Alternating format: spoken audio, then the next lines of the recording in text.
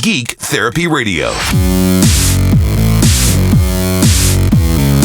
Welcome into the Geek Therapy Radio broadcast. You've got your mental curator, Johnny Hemberger. Later in the show, starting next segment, I promise, we are going to talk more about MSFS, Microsoft Flight Simulator, which is due out for public release in about mid-August, August 18th, I believe it is. Yeah, just double checking, August 18th. There's so much cool stuff about Microsoft Flight Simulator that I haven't even talked about on the show yet, and that's what we're going to get into here in a few minutes in the next segment. But for this first shorter segment, do you remember, as if it was that long ago, it was only a few weeks ago, that massive Twitter hack in which over 100 accounts, very high-profile accounts, Barack Obama, Bill Gates, just to name a couple of them. The accounts were hacked and users or Twitter followers from these huge accounts were told to send Bitcoin. If you send me $1,000 of Bitcoin, I'll mail you $2,000 or whatever. Each one of them was worded kind of a little bit differently, so it didn't seem, it all seemed like a scam, but you get what I'm saying. They kind of reworded some of them differently so that it wouldn't be so apparent to some people, because it doesn't matter how fishy the scam looks, there are going to be some people that will fall for it. That's the whole reason why scammers exist and why they blanket such a broad part of the population, is that you're not trying to get every single person to fall for the scam, but if you get 1 out of every 100,000 people to fall for the scam, then you could potentially be making some money.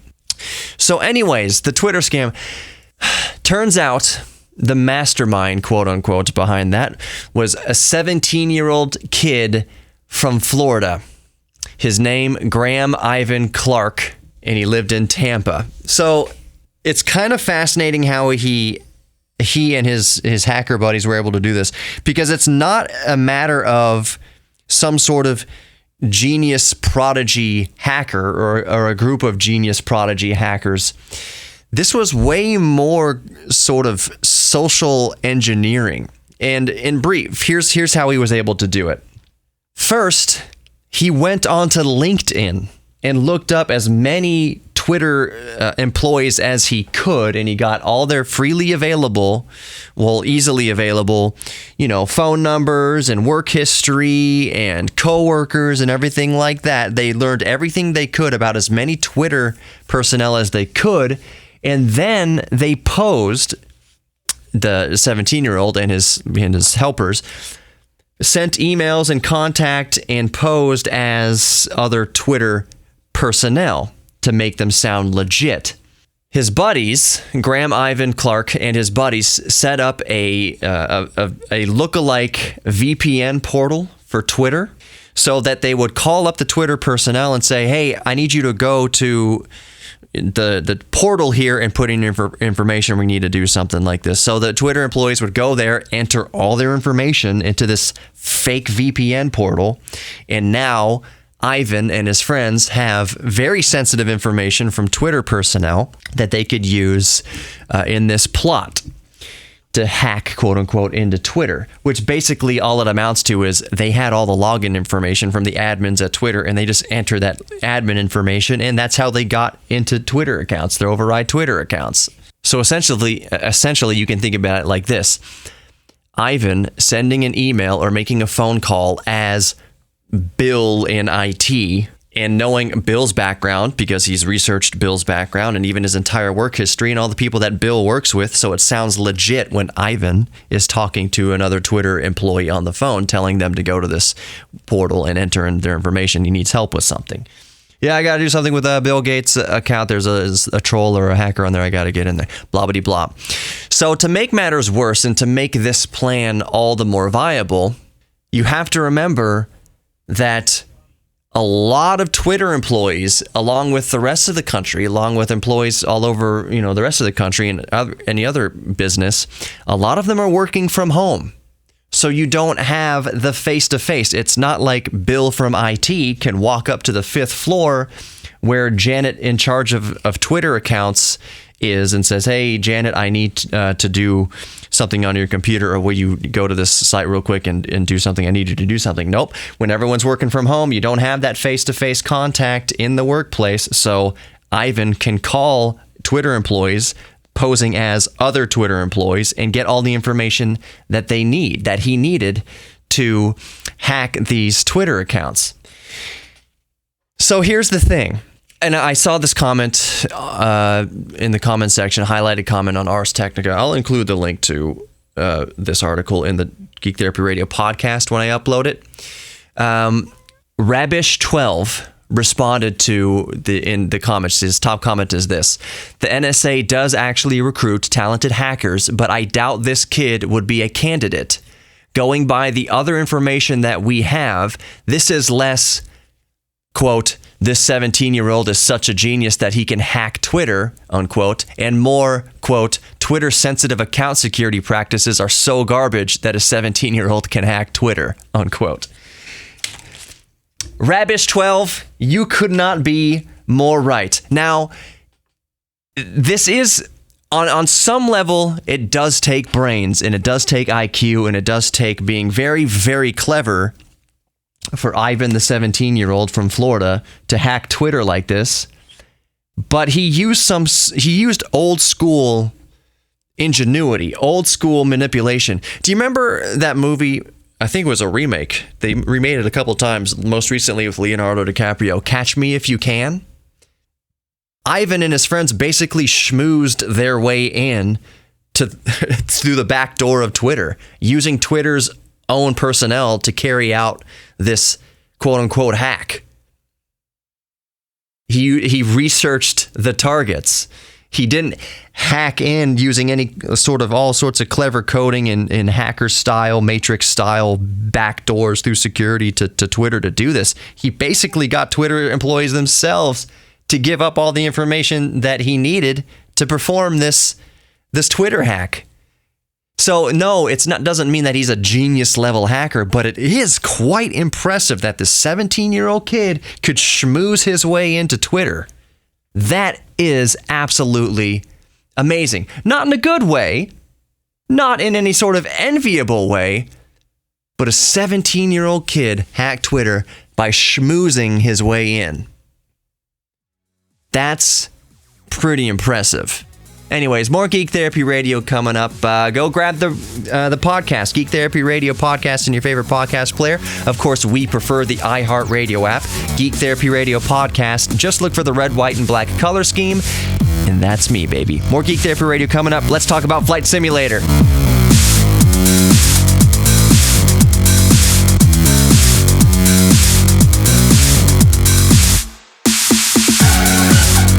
Social engineering is always going to be an extremely powerful tool at undermining even the best security systems.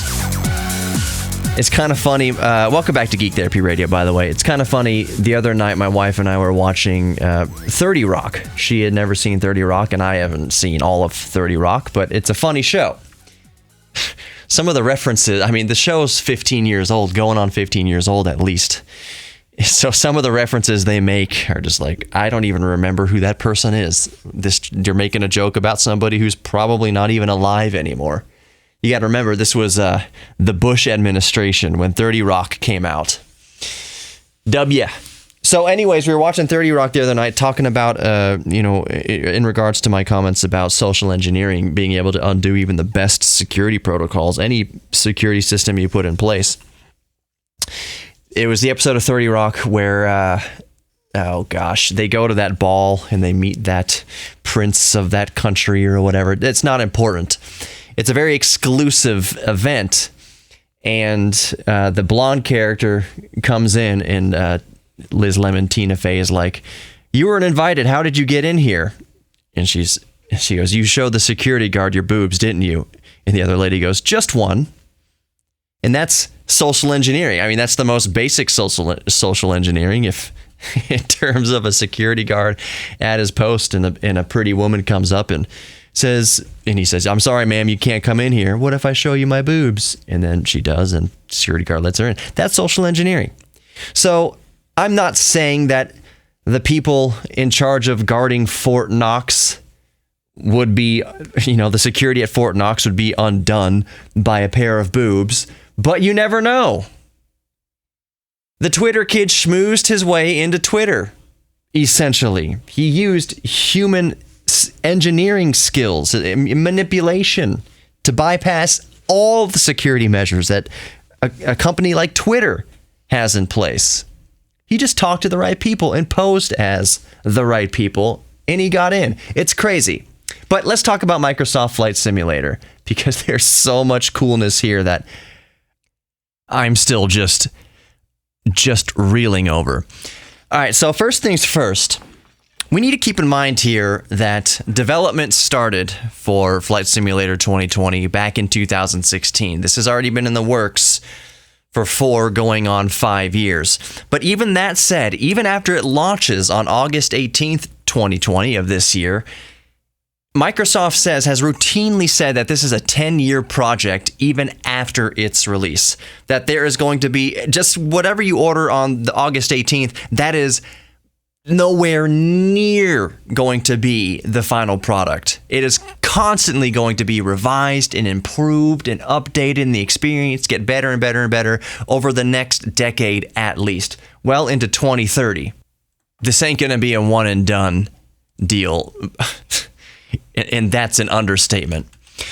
All right, so it will be available. I know there's some people wondering about this, including myself. It will be available day one on Steam. However, we still don't know. We don't have any official word on its release for Xbox or which Xbox consoles it will be available to or compatible with. So I would have no doubt in my mind that it will be compatible with the Xbox Series X, since so much of this is cloud-based. It's theoretically, at least on a console, theoretically, it'd be much more of a blend of game streaming off of Microsoft servers than it would be graphical horsepower required by the console, but we'll see how that all works out. We'll get more on specs and specifics, because it means a lot more to the PC round of things. So when it releases on August 18th for PC on Steam, day one, it will include every known airport and airstrip, and that is constantly going to be updated. So I've talked on Geek Therapy Radio before that as far as the FAA is required, let's say you live way out somewhere in the plains of Texas and you mow your lawn and you have an airstrip to fly your Cessna on and off of, the FAA does not require you to register your airstrip, although it does highly encourage you to, in case you want to be on the official map of airstrips in the United States. The FAA handbook in regards to making your own airstrip in your own backyard literally is just, hey, you might want to put some brightly colored orange barrels at the ends of the runway, maybe some floodlights, so you can see your own strip if it starts getting out dark at night. But you don't have to. In the United States, and at least in Texas, you do not have to register your home-built airstrip. But as airstrips do become registered with the FAA, they will be added to Microsoft Flight Simulator. So if you build an airstrip in your backyard, you register it with the FAA, it will appear in Microsoft Flight Simulator. That is so cool. It's all part of its constant 10-year update cycle. It's going to get all these updates. So when you download either package, the $60 version, the $80 version, $120, whatever version of Microsoft Flight Simulator you download, it comes with fully detailed airports. Some, a few dozen fully detailed, fully rendered, handcrafted airports in the game. So like Schiphol Airport, Schiphol Airport, in Amsterdam in the Netherlands, that's going to be fully modeled. It's going to have every airport in the world and every airstrip in the world, but the fully detailed, fully handcrafted, fully rendered airports, that will be included with each update. There will be several available from day one, but they will be added as they are added in the real world, or added to the game as time goes on. So Bush Intercontinental Airport, where I live, or Hobby Airport where I live in Houston, it's not going to be fully detailed like Charles de Gaulle is going to be fully detailed from day one. But eventually it will be. It'll have representative buildings. It'll just pull data from the cloud and from satellite data, what the airport looks like, and then just kind of raise it up out of the ground. You know how 3D Google Earth kind of works. I suspect it's going to be like that, but a little bit better. But we got to move on here because there's a lot of stuff to go over here still. Global scenery. I just want to throw some numbers out there. The entire planet Earth is mapped. The entire planet that we live on has been fully mapped. It's 2 petabytes of data on Microsoft's Azure cloud. That is 2,000 terabytes. That's a lot of hard drives. So obviously, it's well known, this is not all going to sit on your hard drive. You're going to be connected to Microsoft's cloud service, Azure cloud service, to be pulling data as needed. So as you fly around, you fly into new terrain or a new part of the world, it'll pull the data for that part of the world that you're flying over as needed. But we'll go over more of that kind of bandwidth and stuff like that later on. Where am I at with time in this segment? I've got 2 minutes left. Maybe a minute and a half left. So let's move on down the list here. So like I mentioned about pulling data off of the Azure servers, the 2,000 terabytes worth of data available for global scenery, you can play it in offline mode. That is one thing that I was wondering about as well. You can play it in fully offline mode, just without the intricate global scenery detail. So it might revert back to kind of looking similar to, FSX or previous versions of Microsoft Flight Simulator, where it's not so incredibly detailed. But I'm still okay with that for playing offline. I am still 100% okay with that, because even in offline mode, the scenery is going to look way better than Flight Simulator X, and you know that the airplanes are still going to be fully detailed, and that's one of the things that matters a whole heck of a lot, is that it's fully detailed. It will support, Flight Simulator 2020 will support Track IR. So if you have any kind of motion tracking peripherals that you can use with Microsoft Flight Simulator, it will come out of the box with support for Track IR. And sorry, I kind of keep looking at the clock here. You know what? I'm going to run out the clock in this segment. There's only a few seconds left, and I'll leave the next topics for the next segment. We're going to talk about VR.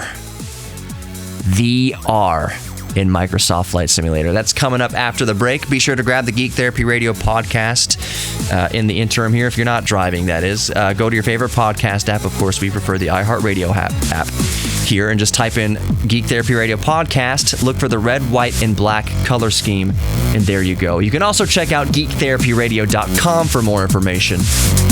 We'll be right back with more Microsoft Flight Simulator. Oh, I'm so stoked.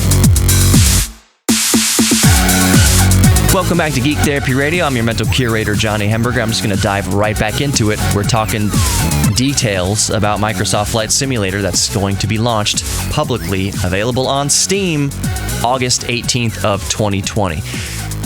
I left the cliffhanger of the last segment at VR. That was my biggest question.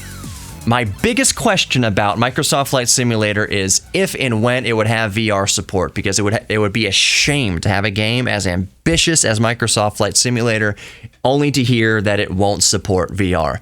But let me tell you right now, yes, Microsoft Flight Simulator will absolutely support VR. The support, it's on its way. It's not going to be available day one from August 18th. And while there is no official implementation date, the closest ballpark we get from Microsoft is fall of 2020. Now, fall of 2020 makes sense, and we'll get into it as to why right now. So one of the caveats, the catch to VR support, at least when VR support is initially available, is that it will only be compatible at VR launch with the upcoming HP Reverb G2. Now, why this is important and why this Microsoft Fall 2020 VR support date is so pivotal and so important here is that I looked it up, and it just so happens to coincide with HP Reverb G2 and slated release date for the fall of 2020. So I think they're just going to, obviously, they're waiting for the HP Reverb G2 to be released. hopefully in fall of 2020. And then the very next update, the very next patch that you'll get for Microsoft Flight Simulator 2020 will be VR support. Initially only with the HP Reverb G2, which, by the way, costs $600. So that's only an initial release for VR. That's going to be a caveat. In my estimation, that's only going to be a caveat for the initial release. That support for other systems, HTC Vive and Oculus Rift and other VR headsets will come down the pipe. But in order to promote HP Reverb G2, because HP and Microsoft are in cahoots along with Valve for the HP Reverb G2, it makes sense that Microsoft, who's in bed with this project, would want to at least promote their product at initial VR launch with Microsoft Flight Simulator 2020. Mark my words, that's going to be in the marketing campaign for the HP Reverb G2. Mark my freaking words. But speaking of VR, in a game like Microsoft Flight Simulator 2020, which is already pushing the envelope of what any game has ever been in the history of gaming as far as technical horsepower required to get a good experience out of it, the graphics that this thing is going to push, it makes you wonder, very validatedly, I guess you could say validly. Why can't I talk sometimes? If it's going to require all that horsepower just to play at 1080p 60 frames per second, which already isn't guaranteed, even with the most powerful hardware we have right now, what about VR? Well, Microsoft says that VR should work well at medium graphics preset. Now, as a refresher, for VR to be most effective for most people, it needs 90 frames per second per eye. So that's effectively 180 frames per second, which means that if you're running an RTX 2080 Ti and you're using VR mode, you would have to have it even on a freaking baller GPU like an RTX 2080 Ti. You would need to reduce the graphic settings down to medium to hopefully have a chance of meeting that 90 frames per second per eye. Now, all of that stuff, is going to improve over time with each update. It's going to get more and more efficient and more compatible with more and more hardware. So we'll see improvements there. But since, in the interest of time, let's move on to physics. We'll touch graphics and stuff again a little bit later, but let's move on to physics. In Flight Simulator 10, for example, there is only one physics control point per plane. Microsoft says in FSX stalls were basically scripted. And if you remember from playing Flight Simulator 10, it was very hard to recover from a stall, if not impossible a lot of times to recover from a stall. Microsoft says, well, it's only one point of physics on the airplane, and stalls were basically scripted. That's one reason why it was so hard to recover from a stall. In Flight Simulator 2020, each airplane will have over 1,000 physics control points. So stalling your aircraft will be 100% physics-based, including stall recovery. So in a real airplane, what happens when you start to stall in most airplanes is you'll get what's called a wing dip. Your wings will start dipping, or one wing will start dipping as it loses lift. That is 100% physics-based in Microsoft Flight Simulator 2020. There is no pre-scripted stalling. It's not going to say, okay, your altitude is this, your air density is this, your airspeed is this. That means a stall, which is basically how it worked in Flight Simulator FSX, Flight Simulator 10. Now it's 100% real-world physics-based. And speaking of real-world physics-based, the airflow physics apply to absolutely everything, not just the airplane and its control surfaces. So airflow physics are being applied to mountains, buildings, ground effect, clouds, just to name a few. It's all going to affect you and your airplane. The airflow over skyscrapers and the airflow over hills, that all is being calculated and all has an effect on the airflow of your airplane. So ground effect, for instance, is going to be 1,000 times more realistic in Microsoft Flight Simulator 2020. The heat rising from a dog fart is going to affect convection in Microsoft Flight Simulator 2020. So with a game so intensely detailed, you bet your bottom dollar that the options menu in Microsoft Flight Simulator 2020 is going to be unreal. There isn't enough time in a year's worth of episodes of Geek Therapy Radio to go over every configurable option available in Flight Simulator 2020. The things you can tweak about the game, and not just graphics, it's everything. But the one I wanted to focus on, at least mention here and discuss on Geek Therapy Radio, is the band. You can adjust the bandwidth. So for those of us, which are most of us, with evil data caps I've talked about on Geek Therapy Radio throughout coronavirus, that data caps are entirely unnecessary, that data caps has nothing to do with the load that your ISP can handle. Nothing. It is a completely arbitrary cash grab by your ISP. Data caps are the devil's work. I don't want to get too far off track with data caps. They are 100% evil. Satan came to Earth, works for Comcast, and imposed data caps. He works for a lot of companies. I'm not just throwing Comcast under the bus. A lot of companies do this. Data caps suck. So Microsoft has included in one of the options, configurable options, in Flight Simulator 2020, since so much of the game, as far as the realism of scenery at least, is going to rely on a beefy hookup to the Azure cloud service.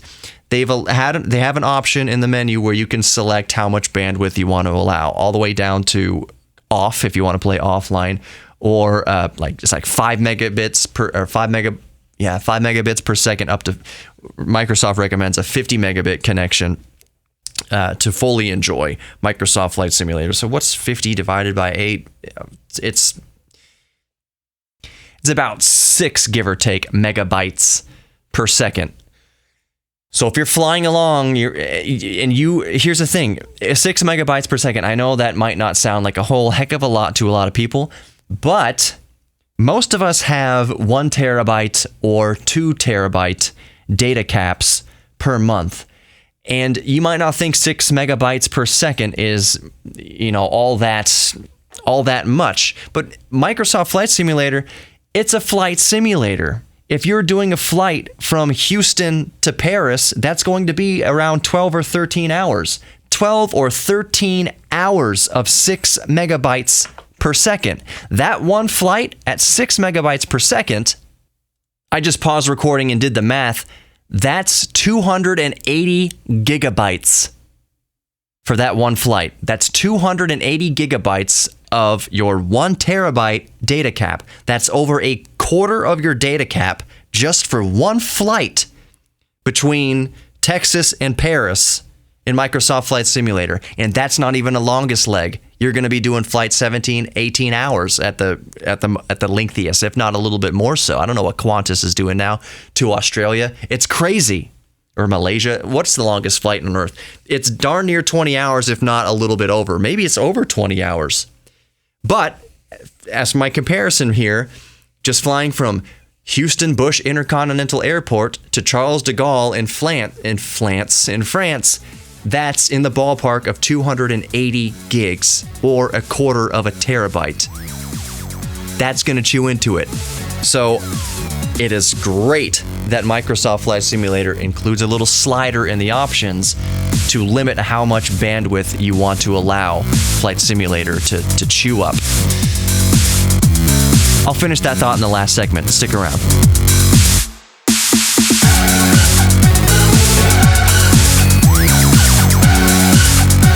Welcome back to Geek Therapy Radio.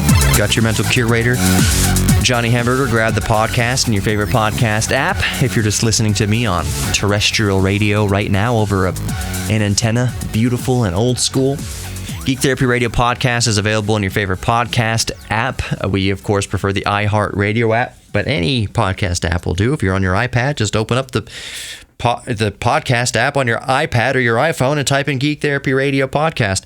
Look for the red, white, and black color scheme, and that's me. I know there's another GT radio that color scheme is green. That's not me. I have no affiliation with GT Radio. I'm sure they do wonderful work over there. You can subscribe to both of us. But if you want this podcast and stay current with me, your mental curator, and whatever I'm talking about on a particular day, because I podcast 5 days a week, I've been on a pretty good roll keeping up with that schedule recently. I had to do a little downturn in it recently, but I'm back up to 4 to 5 days a week. 5 days a week usually. You can grab the podcast anywhere, and you can hear what I'm up to. Yesterday, I was geeking out hardcore about a new 286, a Compaq Desk Pro 286E that I had picked up. Remember using a 286 computer? Well, I'm using one again, and it is going awesomely, and that's the stuff that I talk about in the podcast. Also, Geek Therapy Radio on YouTube. I upload probably on average about a video per week. The most recent video I uploaded was me changing the belt in my Walkman.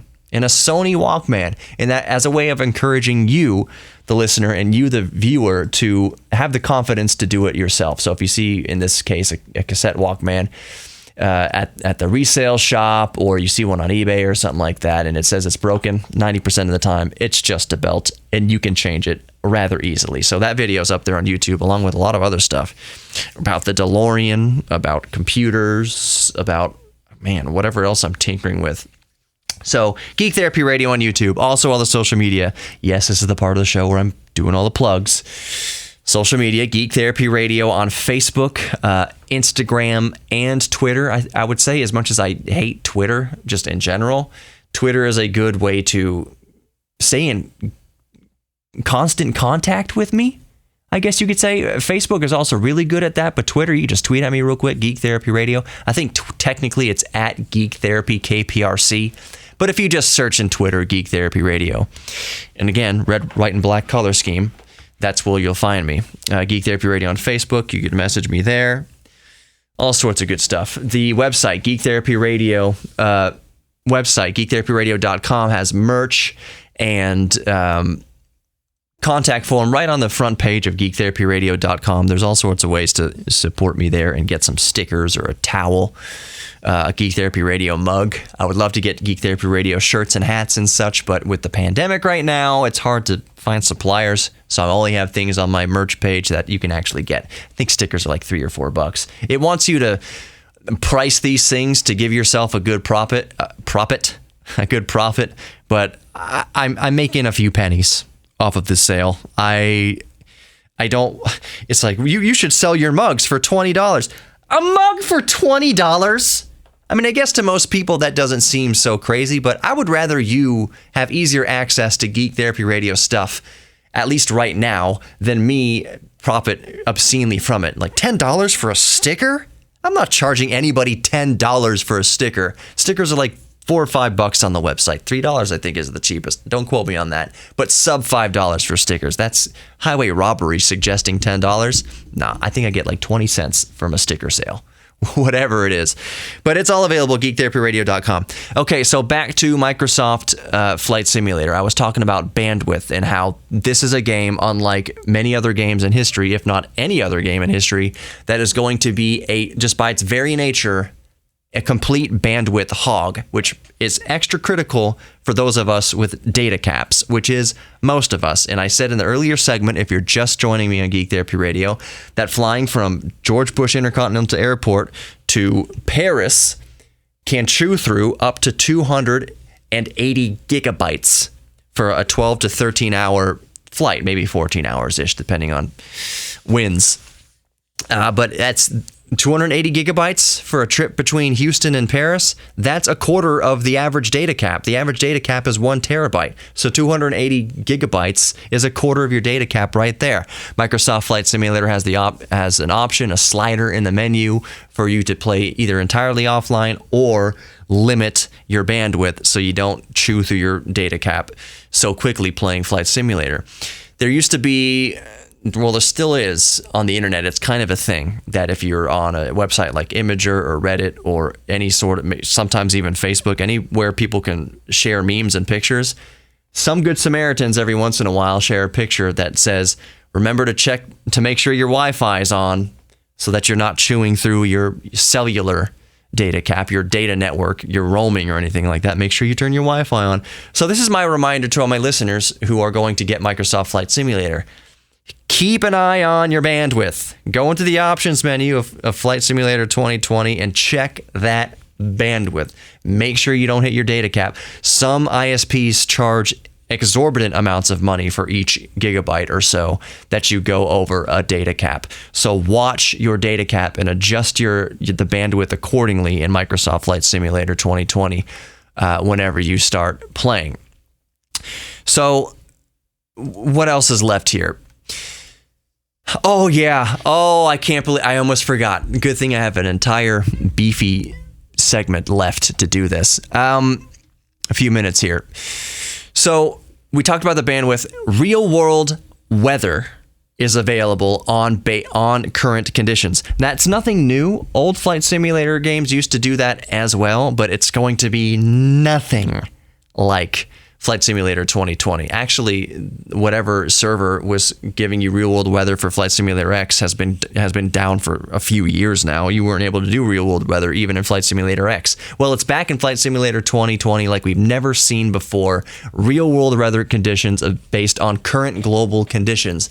So if you want to take off from your hometown, you're going to see the same weather in the game that you see outside your window that you're playing the game from.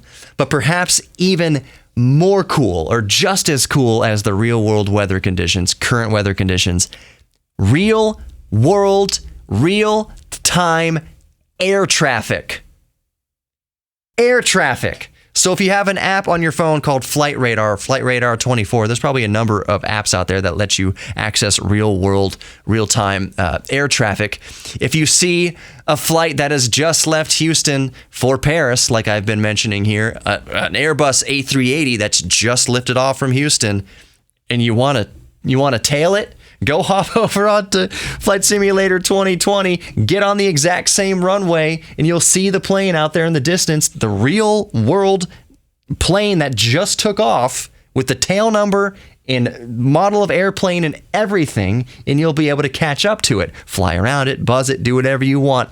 You can't actually, it's not going to have any effect on the airplane as it exists in the real world, but it's going to be really cool. If the Antonov, AV or AT, whatever, the biggest airplane in the world, the 225, is that what it is? The Antonov? If you see it flying around and you want to go get a closer look at it, just check your real-time air traffic data, go to an airport nearby, wherever the Antonov is flying, and take off and try to catch up to it. That's going to be insanely cool. And for some, like when I first read that it was going to have real-time air traffic, I got goosebumps. That is the coolest thing I have ever heard in a long time about a video game. It has nothing to do with the graphics or anything like that of Flight Simulator 2020, but just the fact that I expected real-time weather. I wasn't thinking about real-time air traffic. That is so unbelievably cool. Oh, man. All right, so the first thing I'll mention is that one of the last things I'll mention is that performance at launch is not going to be performance, as you go along. So it might chug a little bit as they iron out details, even at launch with performance and recommended system settings, but it will get better as the game goes along. That's all to be expected in the most ambitious game, in the most ambitious flight simulator in human history. I'm stoked. August 18th, I'm there with my credit card. Thank you for listening to Geek Therapy Radio. I've been your mental curator, Johnny Hamburger. You are worthy of love, both giving and receiving love, and you are also worthy of your own self-confidence and self-respect. Thank you for listening, and I'll talk to you guys next time.